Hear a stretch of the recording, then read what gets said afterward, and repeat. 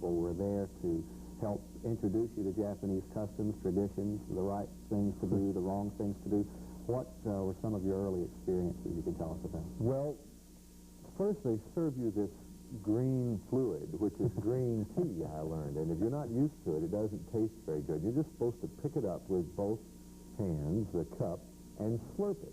The Japanese are big slurpers. They slurp their noodles, they slurp their green tea, and it's okay to slurp. You know, we're taught here to be a little embarrassed if we slurp, but if you go into the noodle bar in a late afternoon, the Japanese will just be slurping away and you can't even hear the conversation.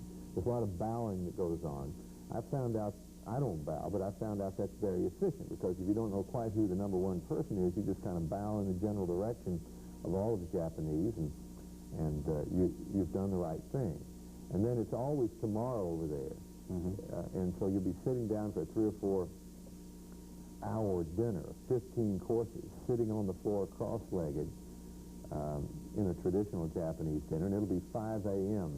in Chattanooga. And you can look at the meal, and it's often raw fish, and sometimes the head of the tuna fish is still wriggling while the rest of it is half eaten, and it takes me a while to get used to that, but they've done that for centuries, and they're a lot healthier than we are. Quite a departure for a country boy from Tennessee. If you're used to fried okra, raw tuna is different. It's very different.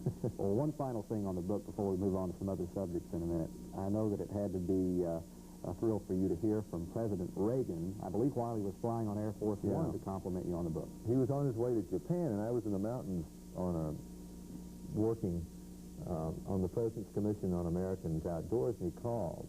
And he just called to say he'd gotten the book the day before, and he'd read it the night before. It's kind of funny to get a call from Air Force One, because the guy came on earlier and said, Governor, he said, this is a call. Other people can hear it, so you should refer to the President as Rawhide and don't mention his name. So I was wondering how I was going to refer to President Reagan as hello, Rawhide. And then the guy comes on from Air Force One and says, Governor Alexander, President Reagan would like to speak with you from Air Force One. So if there was a secret, it was all broken up, so I didn't have to use Rawhide when I referred to the President of the United States. And they didn't assign you a nickname? They didn't. I wonder why. I wonder what it would have been.